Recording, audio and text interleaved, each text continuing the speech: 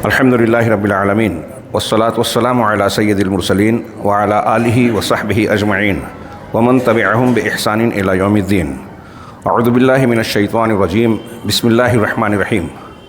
ومن الناس من يتخذ من دون اللہ اندادا یحبونہم کحب اللہ والذین آمنوا اشد حبا للہ۔ وقال تعالی ومن يسلم وجهه الى اللہ وهو محسن فقد استمسک بالعروۃ الوثقی۔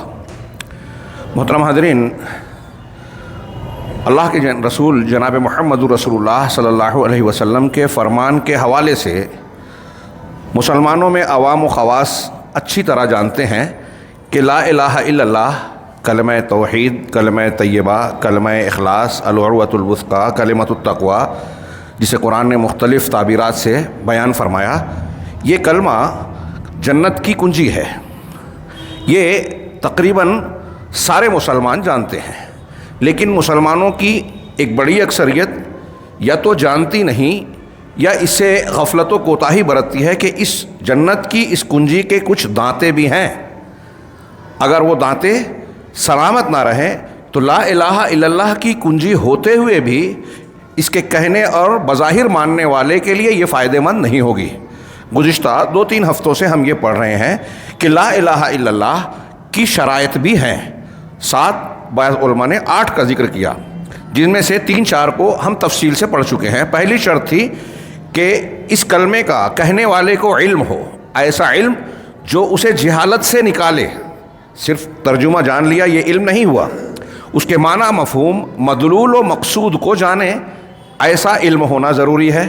دوسرا، یقین ہونا ضروری ہے، ایسا یقین جس میں شک، تردد اور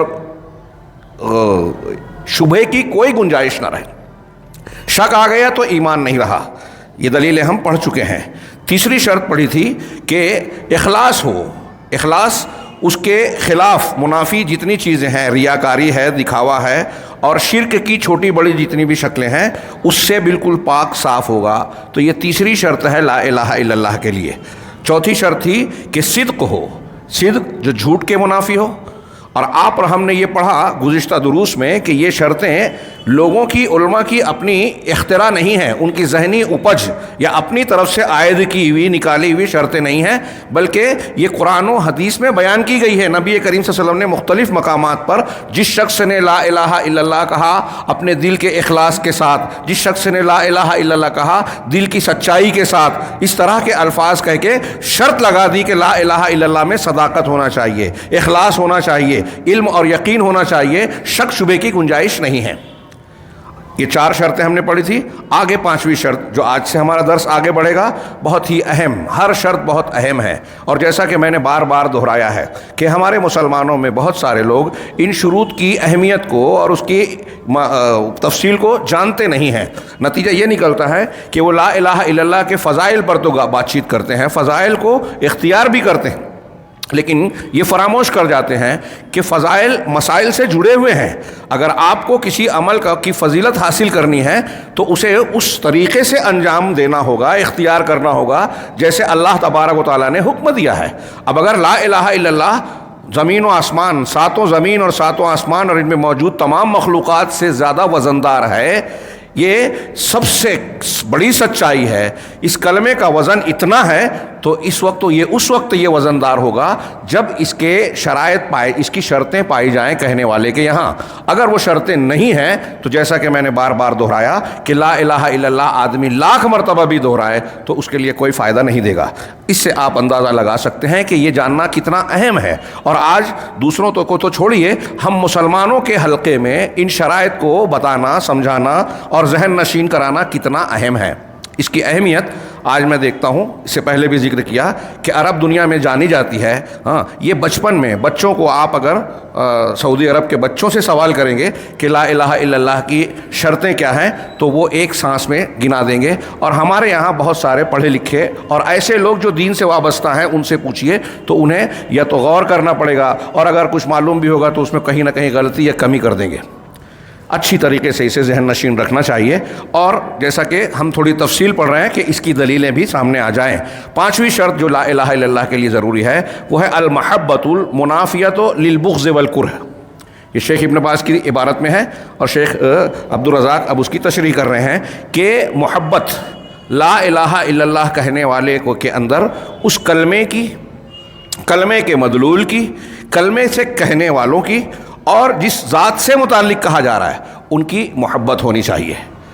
محبت ایک جذبہ ہے اور یہ توحید کی جڑ اور بنیاد ہے، اصل ہے۔ اللہ رب العالمین سے اور لا الہ الا اللہ سے محبت سب سے زیادہ ہونا چاہیے۔ ایک آدمی کے ایمان اور اسلام کی سب سے بڑی بنیاد یہی ہے۔ آپ جس سے بھی دنیا میں محبت کرتے ہیں آپ غور کیجئے کہ اس کے لیے آپ قربانی کا جذبہ رکھتے ہیں، جتنی آپ کو محبت ہوگی اتنی آپ قربانی دیں گے۔ ہاں، لوگ امتحان لیتے ہیں اور ماں باپ اور میاں بیوی کے درمیان جب جھگڑا ہوتا ہے تو آدمی کشمکش میں ہوتا ہے۔ اگر یہاں تھوڑا کرے تو سامنے والا یہ نتیجہ اخذ کرتا ہے کہ ادھر مائل ہو گیا، مطلب مجھ سے محبت کم ہے، اس کی اہمیت زیادہ ہے۔ ہاں، اب یہی چیز آپ اللہ اور غیر اللہ میں رکھیے کہ اللہ رب العالمین کا ایک حکم ہے، ایک طرف اللہ کے حکم کا تقاضا ہے، شریعت اور لا الہ الا اللہ کا تقاضا ہے، اور ایک طرف نفس کی خواہش ہے، بزرگان دین، روایت، پرمپرا اور مسلک، کسی مذہب یا علاقے، معاشرے اور برادری اور زبان کے تقاضے ہیں جو اللہ کے حکم سے ٹکرا رہے ہیں۔ اب یہاں اگر آپ اور ہماری صاحب لا الہ الا اللہ کی محبت اللہ سے زیادہ ہوگی تو وہ اللہ کی محبت کو ترجیح دے کے ان محبتوں کو قربان کرے گا۔ ہر سال ہم پڑھتے ہیں سیدنا ابراہیم علیہ السلام کو حکم ہوا اپنے بیوی بچوں کو بے آب ہو گیا وادی میں چھوڑائے، پورا واقعہ پڑھتے ہیں ہم، مکہ کی وادی جہاں کعبہ تعمیر کیا گیا، پھر اپنے بیٹے کے نوخیز نوجوان بچہ اس کی گردن پر چھری چلا دیں۔ اللہ کا حکم ایک طرف ہے، بیٹے کی محبت ایک طرف ہے۔ حضرت ابراہیم علیہ السلام نے کس کو ترجیح دی؟ تو واقعے سے بالکل ظاہر ہے اللہ کی محبت میں جو جتنا اعلیٰ ہوگا اس توحید میں، ایمان میں، اتنا اونچا ہوگا، اس کا مقام اتنا بلند ہوگا۔ ہاں، اگر کوئی شخص اس کے برخلاف جیسی محبت اللہ سے ہونی چاہیے ویسی محبت اگر کسی اور سے ہو گئی، لا الہ الا اللہ کی طرح سے جیسی محبت ہونی چاہیے یہ محبت نہ ہو یا ہو اور ویسی ہی محبت کسی اور سے ہو جائے، یہ شرک ہو جائے گا۔ ہاں، آگے وضاحت دیکھیے، شیخ عبدالرزاق کہتے ہیں وہ اس طریقے سے لا الہ الا اللہ کی ایک شرط ہے کہ محبت ہو۔ وہ کیسے؟ کہ اس کا کہنے والا، لا الہ الا اللہ کا کہنے والا اللہ سے محبت کرے، رسولہ، اس کے رسول سے محبت کرے، اور دین اسلام سے محبت کرے۔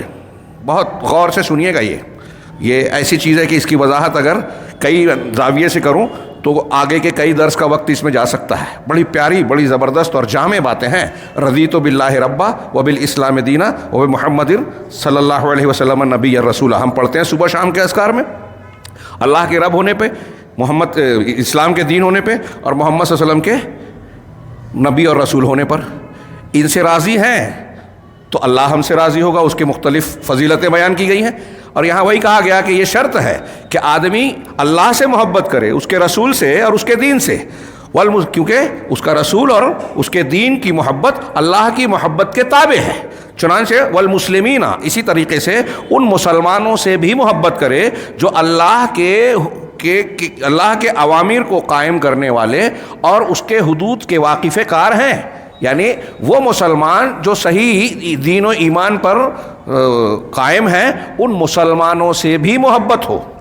یہ دیکھیے، اللہ سے محبت خود بخود ان محبتوں کا تقاضا کر رہی ہے کہ آپ کی محبت اگر اللہ سے ہے تو اس محبت کا لازمی تقاضا یہ ہے کہ اللہ کا محبوب بھی آپ کا محبوب بن جائے۔ یہ محبت کی تکمیل ہے۔ اب اللہ کا محبوب سب سے زیادہ رسول ہے مخلوق میں، پھر اس کا نازل کیا ہوا دین ہے، تو پہلے وہ ہوں، پھر اس کے بعد وہ بندے اللہ کے جو اللہ رب العالمین کے دین پر ایمان کے ساتھ عمل پیرا ہیں، تو ان سے محبت ہونی چاہیے۔ ہاں، یہ ولا اور بلا اور دین کی بہت بڑی بنیاد ہے، یہاں سے نکلتی ہے۔ آگے جو ایک اور براء من الکفر آئے گا آخری شرط کے طور پر، تو وہاں یہ اور واضح ہو جائے گا کہ کسی سے محبت کرنا، کسی سے نفرت کرنا، اس کی بنیاد یہ لا الہ الا اللہ ہے ہمارا۔ ہم نے بار بار پڑھا، واقعات سنتے ہیں، لیکن کہانی کے طور پر سن کے اسے فراموش کر دیتے ہیں کہ صحابہ کرام جب ایمان لائے تو اپنے گھر بار، وطن، ہر محبوب چیز کو اللہ کے راستے میں قربان کر دیا، چھوڑ دیا۔ ہجرت کرنی پڑی، ہجرت کی، ضرورت پڑی مال و دولت چھوڑ دی، ضرورت پڑی وطن چھوڑ دیا، ضرورت پڑی جان بھی دے دی، اور جب سامنے مقابل میں بدر میں ہم دیکھتے ہیں کہ باپ آ رہے ہیں، ابو عبیدہ بن جراح نے ان کو بھی قتل کرنے میں دریغ نہیں کیا۔ یہ کیا تھا؟ یہ لا الہ الا اللہ سے محبت کا گویا مظاہرہ تھا۔ یہ بڑا معاملہ ہے جو ہم پیش کر رہے ہیں۔ روز مرہ کی زندگی میں، ہماری عام زندگی میں قدم قدم پر ہمارے ساتھ جو واقعات ہوتے ہیں، وہاں اس محبت کا امتحان ہوتا ہے کہ ہم کس کو ترجیح دیتے ہیں۔ وہ ساس بہو کا جھگڑا ہو، بھائی بھائی کا معاملہ ہو، باپ بیٹے کے کچھ تنازعات ہوں، وراثت اور حصے داری کے معاملے ہوں، حلال حرام کی بات ہو، ہر جگہ ہم کو یہ طے کرنا ہوتا ہے کہ ہم اللہ کی حرام کی ہوئی چیز کو چھوڑ کر اللہ کی محبت کو اور اس کے حکم کو ترجیح دے رہے ہیں یا نہیں دے رہے ہیں۔ تو جتنا آپ اس پر پورا اتریں گے، اتنا لا الہ الا اللہ کے تقاضے کو پورا کرنے والے ہوں گے، اس کی شرط کو پورا کرنے والے ہوں گے۔ بہرحال وَأَن يُبْغِضَ، یہ پہلے بتایا کہ محبت اللہ سے یہ ہے کہ جو اللہ کے محبوب ہیں، اللہ سے محبت کرے، رسول سے، اسلام سے اور مسلمانوں سے جو اسلام پر قائم ہیں۔ اس کے بعد وَأَن يُبْغِضَ مَنْ خَالَفَ لَا إِلَٰهَ إِلَّا اللَّهُ، اور یہ کہ بغض رکھے اس سے جو لا الہ الا اللہ کی مخالفت کرتا ہے، وَأَتَى بِمَا يُنَاقِضُهَا مِن شِرْكٍ وَكُفْرٍ، اور اس کی ضد جو ہے شرک یا کفر، اسے اگر اختیار کرتا ہے تو اس سے نفرت ہونی چاہیے۔ بہت اچھی طرح سنیے، ہمارے یہاں جب لوگ محبت و یکجہتی کا مظاہرہ کرنے پر آتے ہیں تو ان چیزوں سے بھی محبت اور رواداری کا مظاہرہ کرتے ہیں جن سے محبت اور رواداری انسانیت نہیں ہے، ایمان نہیں ہے، ایمان کے خلاف ہے۔ اور جب کچھ طبقات یہ نظر آتے ہیں کہ ایمان کی شدت دکھاتے ہیں، حمیت اور غیرت کا مظاہرہ کرتے ہیں، تو اس درجہ شدت اختیار کرتے ہیں کہ مسلمانوں کو بھی کافروں کے درجے میں کھڑا کر دیتے ہیں۔ یہ افراط و تفریط آپ کو دوسروں میں ہمارے درمیان بھی نظر آئے گی۔ جو اہل حق کہلانے والے لوگ ہیں ان کے یہاں بھی نظر آئے گی آپ کو کہ کہیں کہیں آپ کی محبت اللہ کی دین کی تعلیم پر غالب آ جاتی ہے، اللہ کی محبت پر غالب آ جاتی ہے ان لوگوں کا۔ اب دیکھیے کہ اگر کوئی بدعتی کا رد کرتا ہے، کہیں کہیں ضرورت پڑنے پر بعض علماء نام لے کر رد کرتے ہیں، تو ہمارے یہاں کچھ لوگ اس پر اعتراض کرتے ہیں۔ اللہ کے رسول صلی اللہ علیہ وسلم نے، میں ابھی بار بار تذکرہ کرتا ہوں، 73 فرقے ہوں گے، 72 جہنم میں جائیں گے، ایک جنت میں جائے گا، یہ بیان کیا کہ نہیں کیا؟ تو اسے بیان نہیں کرنا چاہیے، لوگوں کو متنبع اور آگاہ نہیں کرنا چاہیے، ڈرانا نہیں چاہیے کہ ان 72 میں سے آپ نہ چلے جائیں، وہ ایک جو جنت والا ہے اس پر جائیں۔ اللہ کے رسول صلی اللہ علیہ وسلم نے نام لے کر کہا کہ خارجی ایسے ایسے لوگ، ان کی یہ علامت ہوگی، پیدا ہوں گے۔ ہاں، ان کی نماز کے سامنے تم اپنی نماز کو، کن سے آپ نے کہا؟ صحابہ کرام سے۔ صحابہ کرام سے بڑھ کر کوئی دیندار پیدا ہو سکتا ہے رسول کے بعد؟ سوال ہی نہیں۔ ایک مومن یہی مانتا ہے۔ اللہ نے ان کی رضامندی کا سرٹیفکیٹ قرآن میں قیامت تک کے لیے ثبت کر کے پیش کر دیا ہے، رضی اللہ عنہم و رضوا عنہ۔ صحابہ سے اللہ کے رسول نے کہا کہ تم اپنی نماز کو ان کی نماز سے کمتر سمجھو گے، تلاوت کو کمتر سمجھو گے، ہاں، ان کی عبادات کو کے سامنے اپنی عبادت کو کم سمجھو گے۔ لیکن اتنی عبادت ریاضت کے باوجود وہ دین سے ایسے نکل جائیں گے جیسے تیر شکار کو چھید کر نکل جاتا ہے۔ یہ نبی کریم صلی اللہ علیہ وسلم کا فرمان ہے جو آپ بارہا سنے، میں نے خود بارہا بیان کیا۔ وہ مل جائیں تو انہیں قتل کرنا، نبی صلی اللہ علیہ وسلم کہہ رہے ہیں۔ ظاہر میں دیکھیے کہ وہ اپنے آپ کو مسلمان ہیں، نماز پڑھ رہے ہیں، روزہ رکھ رہے ہیں، عبادات کر رہے ہیں، قرآن پڑھ رہے ہیں، لیکن اللہ کے رسول نے کہا کہ ان کو قتل کرنا۔ اب یہ کیسے ہوگا؟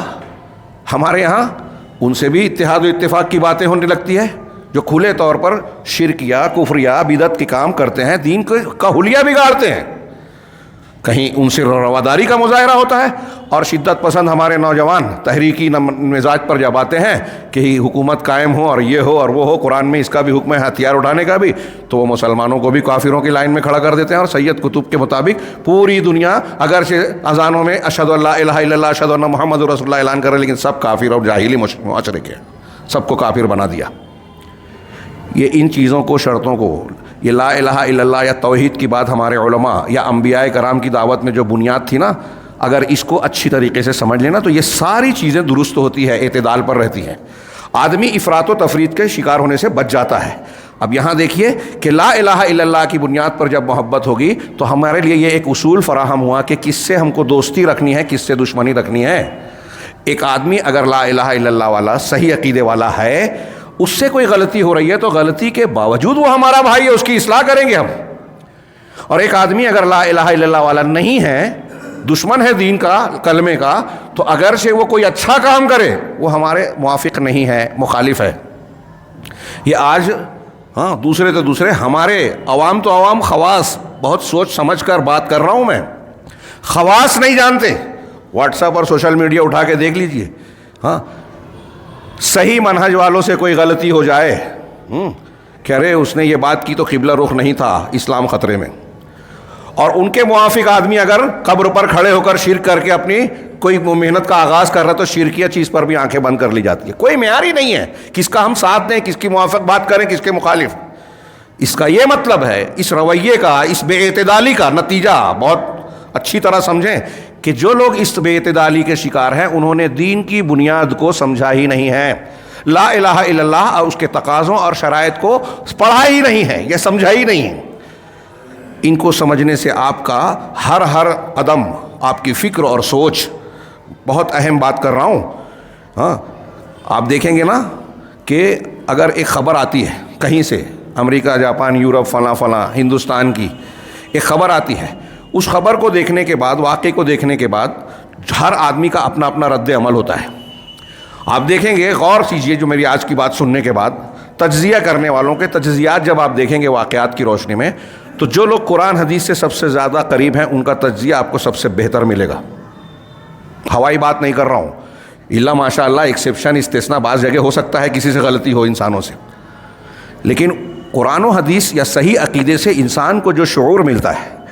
کیسے؟ مثال کے طور پہ اگر ہم جانتے ہیں کہ روافض اسلام کے دشمن ہیں، صحابہ کو گالیاں دیتے ہیں، ہاں قرآن کو نہیں مانتے، ایسا جانتے ہیں، مانتے ہیں، اور وہ اگر ایک بیان دیتے ہیں، ایران سے ایک ان کے صاحب بیان دیتے ہیں اسلام کے حق میں، تو آدمی جو صحیح عقیدہ جاننے والا ہے فوراً سمجھے گا کہ یہ جب یہ اس کا عقیدہ ایسا ہے تو اس کی یہ بات مضبوط بنیادوں پر نہیں ہو سکتی، یہ چال ہے، دکھاوا ہے، اس کے پیچھے اور پردے کے پیچھے کچھ اور ہے، مقاصد ہیں. فوراً چیزوں کو پرکھتا ہے، پڑھتا ہے.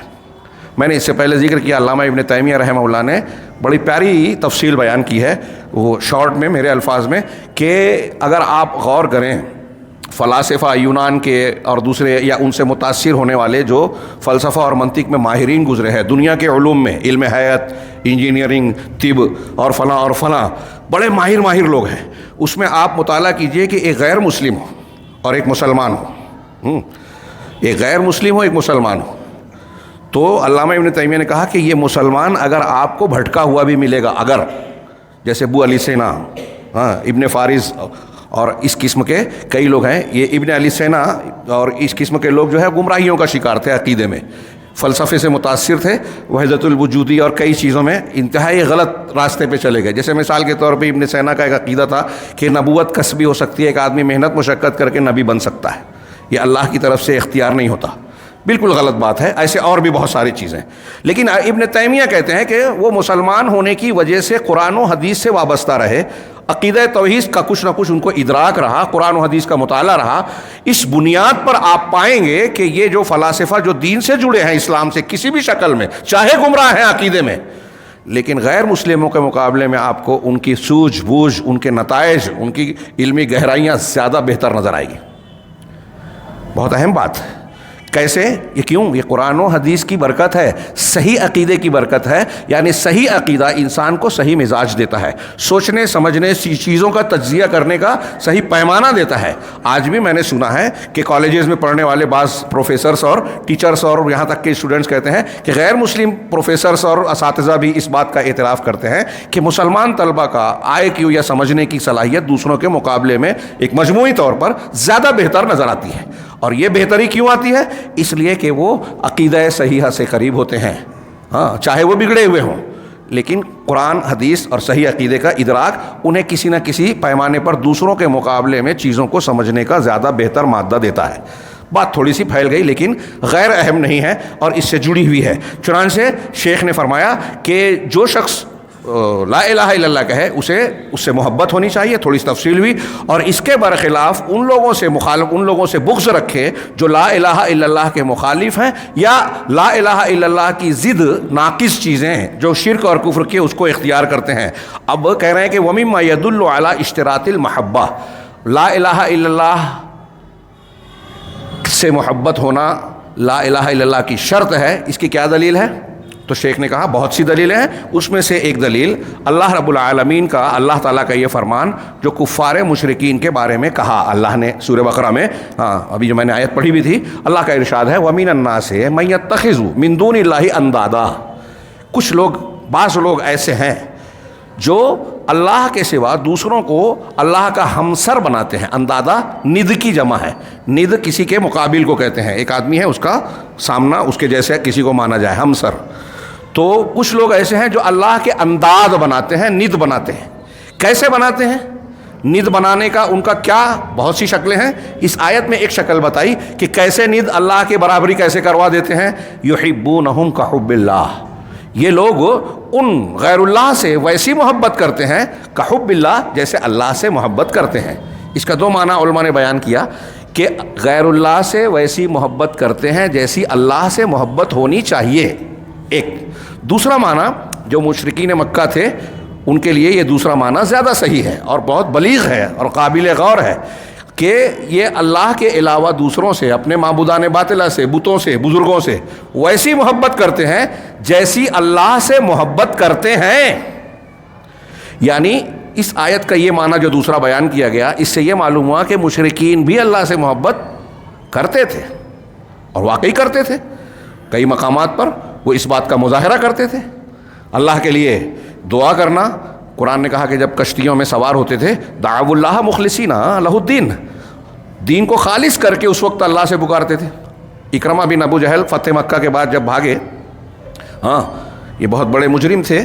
اللہ کے رسول صلی اللہ علیہ وسلم نے کچھ لوگوں کو نامزد کیا تھا کہ اگر یہ چند افراد 7 یا 9 لوگ تھے, یہ افراد اگر کعبہ کی دیوار پکڑے ہوئے بھی ملے تو ان کو قتل کر دیا جائے. ان میں یہ بھی تھے. یعنی آج کی اصطلاح میں سمجھانے کے لیے ہم کہہ سکتے ہیں کہ یہ اس وقت کے جنگی مجرم کی طرح تھے. نبی صلی اللہ علیہ وسلم کی شان میں گستاخیاں, اسلام کی مخالفت, مسلمان اور بہت سارے لوگوں کو قتل کے ایسے کئی جرائم کا ارتکاب انہوں نے کیا تھا. تو یہ ایک خصوصی حکم تھا ان کے. ان میں سے ایک یہ بھی تھے, یہ بھاگ نکلے. جب یہ کشتی پر سوار ہونے لگے حبشہ کی طرف جانے کے لیے, سوار ہونے لگے اور سوار ہوئے, تو اس وقت ملاح نے کہا, کپتان نے, جو بھی ان کا اس وقت کے حساب سے امیر رہا ہو مشرکین میں سے, کہ اب صرف اللہ سے دعا مانگو, اپنے معبودوں سے نہیں مانگنا. تو اکرمہ نے کہا کیوں؟ کہا پانی میں, سمندر کے طوفان میں اگر ہم گرتے ہیں تو وہاں بچانے کی طاقت اور قوت صرف اللہ کو ہی ہے, کسی اور کو نہیں ہے. تو اکرمہ بن ابو جہل نے اس وقت کہا کہ اگر سمندر میں صرف اللہ ہی بچاتا ہے تو پھر خشکی میں دوسرا کیسے بچائے گا؟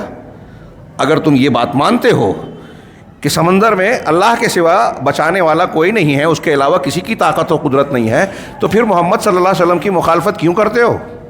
وہ کیا غلط کہتے ہیں؟ وہ بھی تو یہی کہہ رہے ہیں کہ ساری چیزوں کا مالک, خالق, تدبیر کرنے والا صرف اللہ ہے, اسی کی طرف دعوت دے رہے ہیں. مشرک ہونے کی حالت میں یہ کہا تھا. پھر مسلمان ہو کے واپس لوٹے جب ان کی اہلیہ گئی ان کو بلانے. تو میں عرض یہ کرنا چاہتا ہوں کہ اللہ کے نبی صلی اللہ علیہ وسلم, کفار مکہ اللہ کو مانتے تھے, ساتھ ساتھ بتوں کو بھی مانتے تھے. ان کی بھی عبادت اور ان کی بھی عبادت. اللہ نے کہا جب تم اللہ کی عبادت میں دوسروں کو شریک کر رہے ہو تو تمہاری عبادت ہے ہی نہیں, اخلاص نہیں ہے. ایک شرط ہے اخلاص, ولا انتم عابدون ما اعبد. قرآن نے کہا کہ جس کی میں عبادت کرتا ہوں تم کرتے نہیں ہو, جبکہ کفار مکہ کہہ سکتے تھے کہ ہم اللہ کی عبادت تو کرتے ہیں, لیکن چونکہ وہ غیر اللہ کی بھی عبادت کرتے تھے, یعنی اخلاص نہیں تھا ان کی عبادت میں, اس لیے وہ اللہ کی عبادت کرنے والے نہیں کہلائے. قرآن کہتا ہے ایسے ہی چونکہ وہ اللہ کی محبت جیسی رکھتی تھے ویسی ہی محبت غیر اللہ سے, بتوں سے بھی کرتے تھے, اس لیے ان کی اللہ کی محبت بے معنی ہے. اگر وہ لا الہ الا اللہ کہہ بھی لیں, اور اس میں حیرت کی بات یہ ہے کہ کفار مکہ لا الہ الا اللہ کا مطلب سمجھتے تھے کہ یہ ہم کہہ لیے تو پھر ہمارا جو عقیدہ چھوڑنا پڑے گا. اور آج کل کے بہت سارے مسلمان ایسے ہیں کہ لا الہ الا اللہ بھی کہہ رہے ہیں اور کفار مکہ والا عقیدہ بھی اختیار کرتے ہیں.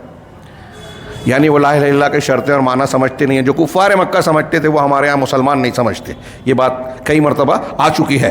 چنانچہ اللہ نے فرمایا کہ کچھ ایسے لوگ ہیں جو اللہ کا ہمسر بناتے ہیں اور ان غیر اللہ سے ویسی محبت کرتے ہیں جیسی اللہ تبارک و تعالیٰ سے محبت کرتے ہیں, یا اللہ کی محبت کی طرح. والذین آمنوا اشد حبا للہ, اور جو ایمان والے ہیں, لا الہ الا اللہ سچے طور سے کہنے والے ہیں, وہ محبت میں اللہ سے سب سے زیادہ سخت ہوتے ہیں. وہ اشد ہوتے ہیں, یعنی سب سے زیادہ مضبوط, سخت.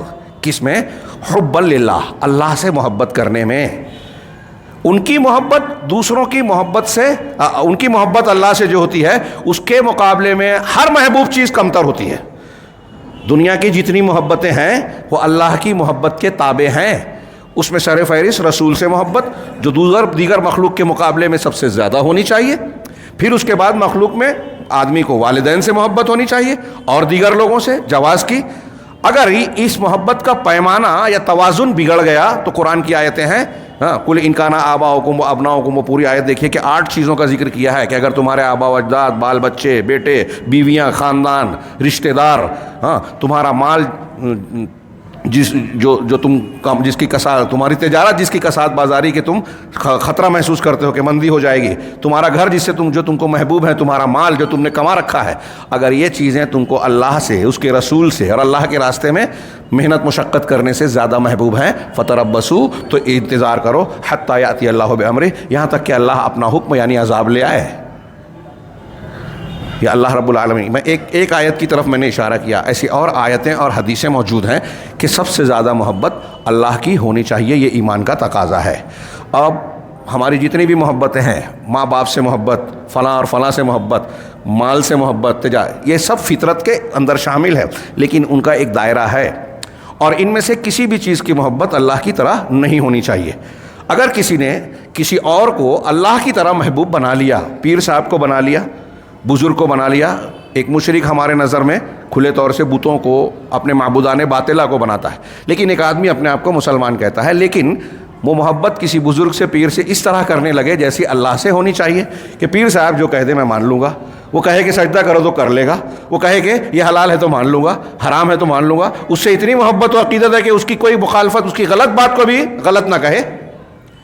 یہ پیر صاحب اور ولی صاحب کیا، ہمارے یہاں عشق و معاشقے چلتے ہیں، اور ہندوستان پاکستان میں ہمارے معاشرے میں کچھ زیادہ ہی اس کا اثر ہے۔ شعراء کا کلام، فلمیں، ناول، مضامین، افسانے، کہانیاں، پتہ نہیں کیا بات ہے کہ اسی کے گرد سب زیادہ گھومتی ہیں، دوسری چیزیں کم ہوتی ہیں۔ اگر عشق اور محبت میں بھی کوئی مرد یا عورت اپنے محبوب کو وہ درجہ دینے لگے جو اللہ کا حق ہے، تو یہ بھی مشرک ہوگا۔ یہ علماء سلف نے لکھا ہے، دلائل سے لکھا ہے کہ آپ کے نزدیک اگر آپ کا بیٹا، آپ کی بیٹی، آپ کی بیوی، آپ کا کوئی بھی محبوب اگر اللہ کے جیسا بن جائے، کسی بڑے کرکٹر کا بیان آیا تھا، نام وام لینے کی ضرورت نہیں ہے، کہ اگر میری محبوبہ مجھ سے بولے گی کہ سجدہ کرو تو میں اس کو سجدہ کرنے کے لیے بھی تیار ہوں۔ کہاں رکھا اس نے اپنی محبوبہ کو؟ اللہ کے مقام پر۔ یہ شرکیہ پورا کلمہ ہے، اس نے توبہ کی، اللہ توبہ کی توفیق دے۔ اس طرح کے اور بھی مظاہر ہو سکتے ہیں۔ تو لا الہ الا اللہ سے محبت ہونی چاہیے، اور سب سے زیادہ ہونی چاہیے۔ یہ دلیل ہے کہ والذین آمنوا اشد حبا للہ، جو ایمان والے ہیں وہ محبت میں، اللہ کی محبت میں سب سے سخت ہوتے ہیں، اس محبت کے سامنے دوسری محبتوں کو قربان کرتے ہیں۔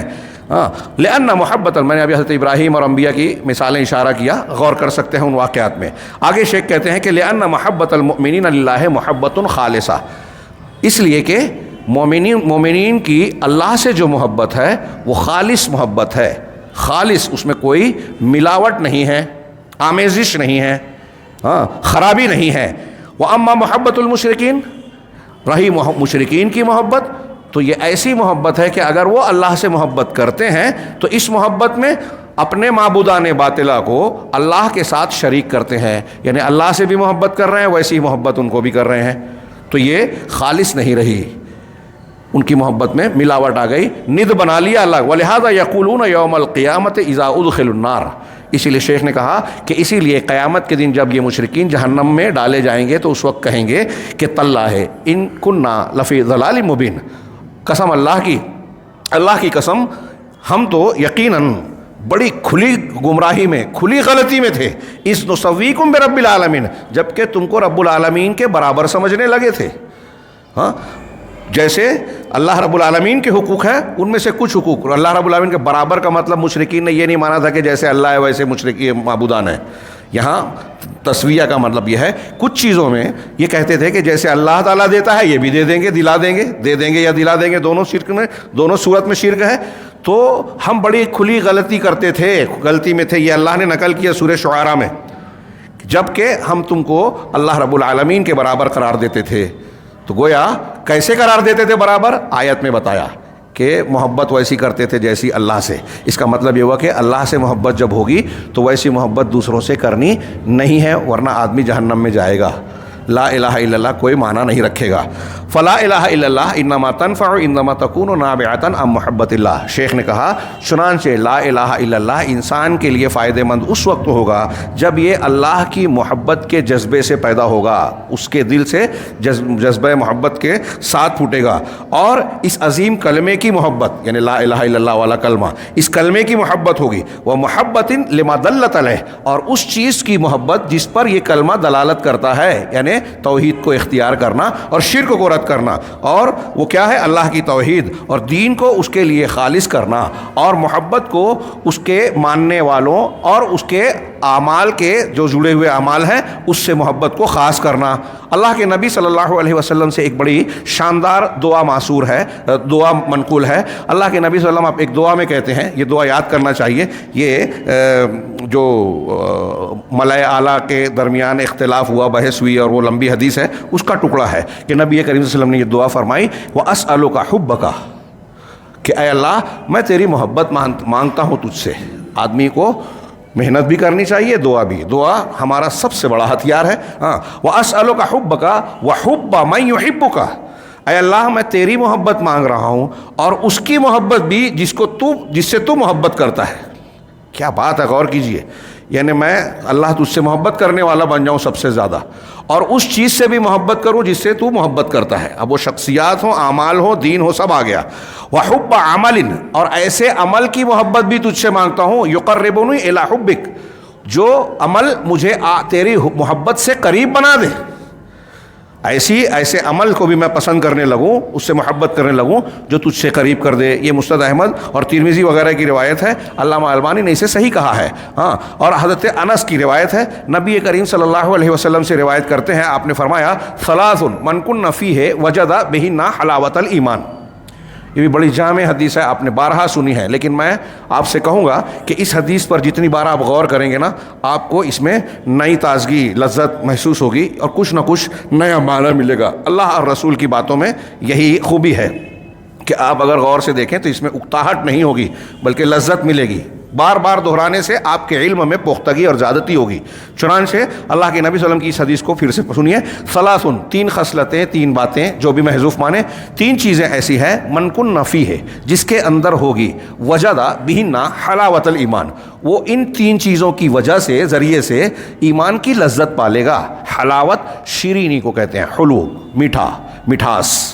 ہاں, اب مٹھاس کی لذت کیسی ہوتی ہے؟ لذتیں ایسی ہوتی ہے کہ جو چکھتا ہے وہی جان سکتا ہے. کیونکہ دیکھیے میں نے میٹھا کہا, اور یہ حدیث میں بھی ہے حلاوت. حلاوت کون سی حلاوت مانیں گے؟ ایک حلاوت پھلوں کی ہے, پھلوں میں کتنے ہیں؟ سیب ہے, موسمبی ہے, امرود ہے, جام ہے, کیلا ہے, کھجور ہے, اور پھر اس کے علاوہ شہد ہے, پانی ہے. ہم سب کو بولتے ہیں گنا ہے کہ یہ میٹھا ہے, یہ میٹھا ہے, یہ میٹھا ہے. ہاں, اس کے علاوہ چیزیں ہیں آج کل جو انسان بناتا ہے, شکر, گڑ وغیرہ وغیرہ. ہاں, مون بھی ہنی ہوتا ہے, ہنی مون. ہاں, کچھ ان چیزوں کو بھی لوگ لذیذ اور میٹھا کہتے ہیں, تو اس میں بھی ایک مٹھاس ہے. تو میٹھے کے لفظ کو ہم کئی جگہ بیان کرتے ہیں. اب میں عقیدے میں بیان کرتا ہوں, یہ اس سے پہلے بھی اللہ کے ناموں کے سلسلے میں صفات کے باب میں یہ میں نے مثال دی تھی, آج یہاں دوں کہ اگر میں آپ کی آنکھ بند کراؤں اور منہ کھولنے کو کہوں اور کہوں کہ آپ منہ کھولیے, اور میں نے سیب کا ایک ٹکڑا آپ کے منہ میں رکھا اور پوچھا آپ سے کہ کیلا کیسا ہے, تو آپ کہیں گے کہ یہ کیلا نہیں ہے, یہ سیب ہے. تو کہا کیلا میٹھا ہوتا ہے؟ ہاں میٹھا ہوتا ہے. جو میں نے آپ کو کھلایا وہ میٹھا ہے کہ نہیں ہے؟ کہا میٹھا ہے. تو جو یہ بھی میٹھا ہے, کیلا بھی میٹھا ہے, تو یہ کیلا ہے. کہیں گے نہیں, کیلا میٹھا ضرور ہوتا ہے لیکن یہ مٹھاس اور وہ مٹھاس بہت فرق ہے. اب یہ مٹھاس کیسے آپ فرق کر رہے ہیں؟ آپ اپنے شعور سے, جو آپ نے محسوس کیا زبان پہ رکھ کے, چکھ کے, اس لذت سے آپ کو جو آشنائی ہے, اس لذت کی جو آپ کو پہچان ہے, وہ لذت کو چکھنے کے بعد حقیقت میں اگر دیکھا جائے تو لفظ میں ہم آپ بھی دونوں جگہ میٹھا ہی میٹھا بول رہے ہیں. تو لفظ میٹھا میں کوئی فرق نہیں ہے, وہ سیب کے لیے بولا جا رہا ہے, کھجور کے لیے بولا جا رہا ہے, شہد کے لیے بولا جا رہا ہے, تینوں جگہ میٹھا ہی میٹھا ہے. تو لفظ تو ایک ہی ہے لیکن تینوں میٹھے الگ الگ ہیں. ایسے اللہ کی صفات, ہاں اللہ کی صفات اور بندے کی صفت, کہیں کہیں بہت سی جگہ لفظ ایک ہے لیکن معنی ایک نہیں ہے. اللہ کے لیے جو ہے وہ اللہ کے لیے خاص ہے, بندے کے لیے جو بندے کے لیے خاص. تو میں یہ عرض کرنا چاہتا ہوں کہ ہماری زبان اور الفاظ جو ہے وہ ہر قسم کی لذتوں یا جذبات کو سمجھنے یا بیان کرنے سے قاصر ہیں۔ ایمان کے لیے بھی اللہ کے رسول صلی اللہ علیہ وسلم نے لذت اور حلاوت کا لفظ استعمال کیا، یعنی ایمان کی بھی ایک مٹھاس ہے، شیرینی ہے، حلاوت ہے، اور اسے کون جانے گا؟ جس نے چکھا ہو۔ اگر ایک آدمی نے ایمان کی لذت کو چکھا ہی نہیں ہے تو وہ اس کو سمجھے گا ہی نہیں کہ کیا ہوتی ہے ایمان کی مٹھاس، شیرینی۔ ہاں، ایک آدمی نے کوئی پھل کھایا ہی نہیں ہے تو آپ لاکھ اسے بولیں کہ وہ بڑا لذیذ ہوتا ہے، ایسا ہوتا ہے، ایسا ہوتا ہے، ایسا ہوتا ہے، لیکن اس کی اصل لذت کو وہ محسوس نہیں کر پائے گا، صرف تصور کرے گا، پھر بھی اصل سے کے مطابق نہیں کر پائے گا۔ تو ایسا ہی معنی ہم ایمان کے بارے میں کہہ سکتے ہیں کہ لذت اور حلاوت محسوس کرنے والی چیز ہے۔ آگے اللہ نے فرمایا، اللہ کے رسول نے فرمایا کہ وہ تین چیزیں کیا ہے جس سے انسان حلاوت ایمانی سے آشنا ہوگا، وہ ہے من کان اللہ و رسولہ احب الیہ مما سواہما۔ پہلے میں ترجمہ کر دیتا ہوں بہت غور سے، اس لیے کہ شیخ نے بڑے اچھے ڈھنگ سے تشریح کی ہے، اسی کو سامنے رکھیں گے، وقت زیادہ ہو جائے گا ورنہ، کہ جس کے نزدیک اللہ اور اس کے رسول زیادہ محبوب ہوں، احبا الیہ، نزدیک الیہ، اس کے نزدیک، جس کے نزدیک زیادہ محبوب ہوں، کون؟ اللہ اور اس کے رسول، مما سواہما، ان دونوں کے علاوہ سے، ان دونوں کے علاوہ جو بھی ہے کائنات میں رشتہ داریاں، پسندیدہ چیزیں، دولت، محبوب محبوبہ، فلاں فلاں، ان سب سے زیادہ محبوب اللہ اور اللہ کے بعد رسول، جو اللہ کی محبت کی ہی تکمیل ہے۔ ہاں، کہا پہلی بنیاد۔ دوسری چیز جو ہونی چاہیے حلاوت ایمانی کے لیے، وَأَن يُحِبَّ الْمَرْءَ لَا يُحِبُّهُ إِلَّا لِلَّهِ، کہ کسی آدمی سے محبت نہ کرے، ہاں، کسی آدمی سے محبت کرے تو اس سے محبت نہ کرے مگر اللہ کے لیے۔ کتنی پیاری بات ہے، اور یہ آج کل بہت شدید ضرورت ہے۔ آج ہمارے یہاں محبتیں دنیا کے فائدے اور نقصان پر منحصر ہوتی ہیں کہ کس سے میں محبت کروں گا، کس کی بات کو مانوں گا، مظاہرہ کروں گا تو میرا دنیا کا فائدہ ہے، مجھے نوکری پر دوام ملے گا، مجھ کو راشن ملے گا، مجھ کو فلاں فائدہ ملے گا، نوکری ملے گی، اور ایسے بہت سی باتیں کہ فلاں تعلقات اختیار کریں تو ہمیں بہت فائدہ ملتا ہے۔ آج کل ایک کامن بات ہے کہ ریلیشن شپ، تعلقات بہت اہمیت کے حامل ہیں، ہاں، اور اس پر لوگ بہت زور دیتے ہیں، یہاں ساری حکمت و دانائی لگاتے ہیں۔ اس کے بالمقابل اللہ سے تعلق پر اگر آپ زور دے دیں گے نا تو اللہ کا تعلق آپ کو دنیا کے ساری مخلوق سے تعلق جوڑ دے گا، خلوص کے ساتھ اگر آپ نے اختیار کیا۔ یہ بات یہیں کہی گئی کہ آدمی سے محبت ہو تو کس لیے محبت ہو؟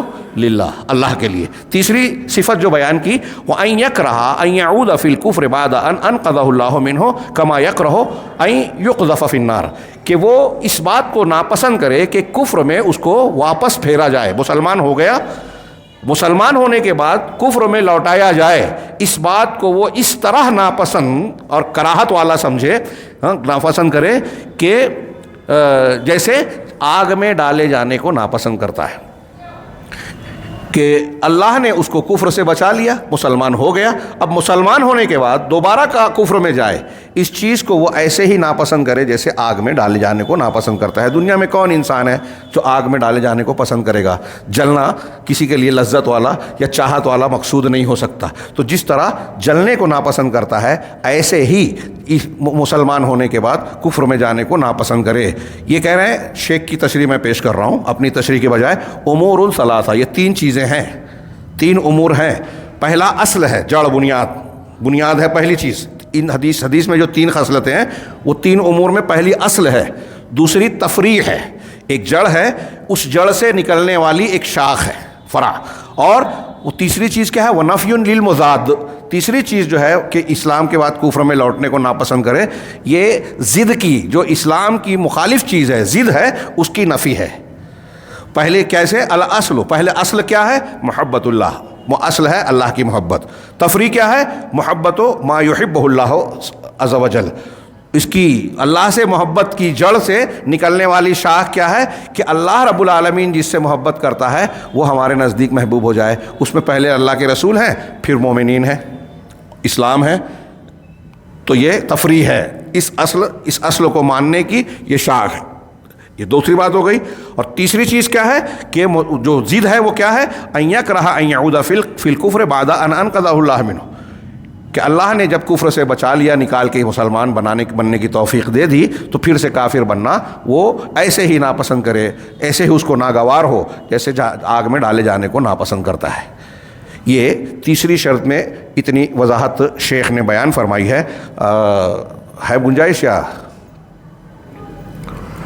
دو شرطیں باقی ہیں، ایک الانقیاد المنافی للترک، دو نہیں تین شرطیں، میں صرف ابھی ہیڈنگ بتا دوں تاکہ آپ کو اس کی اہمیت کا احساس رہے۔ اگلے درس میں بھی بہت اہم گفتگو آنے والی ہے کہ الانقیاد المنافی للترک، شریعت کو کے احکامات کو، لا الہ الا اللہ جب آپ نے کہا تو ایسے اطاعت و فرما برداری ہونی چاہیے جو اللہ کے احکامات اور دین کو چھوڑنے کے منافی ہے، چھوڑنے نہیں بلکہ اسے اختیار کرے۔ یہ یہ چھٹی شرط ہے۔ ساتویں ہے کہ ایسے اس طرح سے قبول کرنا، لا الہ الا اللہ جب آپ نے کہا تو کہنے والے کو اللہ کا دین، شریعت اور احکامات اس طرح قبول کرنا چاہیے کہ کسی چیز کو رد نہ کرے، یہ میری سمجھ میں نہیں آتا، یہ ہندوستان کے حالات کے موافق نہیں ہے، وراثت کی بات، ایک سے زیادہ شادی کی بات، یہ انشاءاللہ تھوڑا مثالیں وغیرہ کے ساتھ بیان کریں گے۔ اور آخری شرط بتائی کہ اللہ کے سوا جن کی عبادت کی جاتی ہے ان کا انکار کرنا۔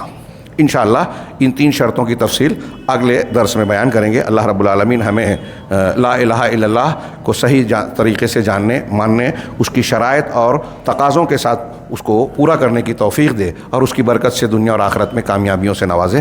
وآخر دعوانا ان الحمد للہ رب العالمین وصلی اللہ علی نبینا محمد۔